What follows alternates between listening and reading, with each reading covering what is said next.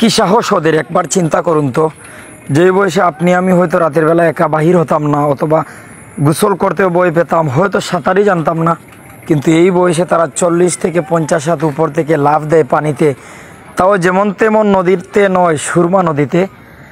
প্রবল স্রোত রয়েছে, যাত্রীরা আসা যাওয়া করছে। আসলে বলছিলাম সুরমা নদীর কথা, সিলেটের ক্রিন ব্রিজ বন্ধ থাকার কারণে কিন্তু মানুষজন নৌকা দিয়ে যাতায়াত করছে, নদীতে পানি বৃদ্ধি পাচ্ছে, প্রবল স্রোত রয়েছে।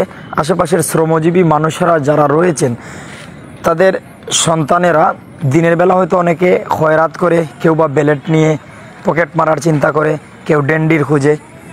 আর সব শেষে যখন গোসল করতে আসে এই সুরমার গুলাটে পানিতে গোসল করে ক্রিন ব্রিজ থেকে লাফ দিয়ে নিচে পড়ে, কেউ বা 10 টাকার বিনিময়ে পড়ে, কেউ ইচ্ছাকৃতভাবে পড়ে।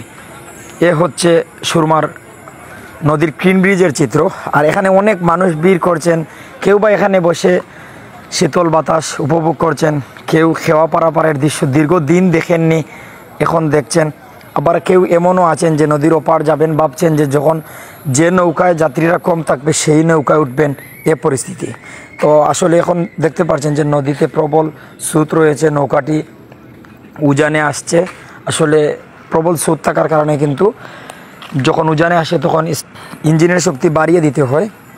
এখানে অনেকেই কিন্তু আসছেন, অনেক মিডিয়া কর্মীরা ছবি তুলছেন, এমনকি আমরাও তাদেরকে সতর্ক করে দিয়েছি যারা সাঁতার জানেন না তাদেরকে যেন দেখে শুনে নেন, এমনকি তারা যেন জানিয়ে দেয় যারা সাঁতার জানেন না যে নৌকায় যাত্রী কম আছে সে নৌকায় উঠতে। তার পাশাপাশি প্রতিটি নৌকায় যেন ওভারলোড না নেওয়া হয়, নৌকার শক্তি অনুযায়ী, সামর্থ্য অনুযায়ী বা যতটুকু মানুষ নিতে পারবে ততটুকু যেন তারা নেয়।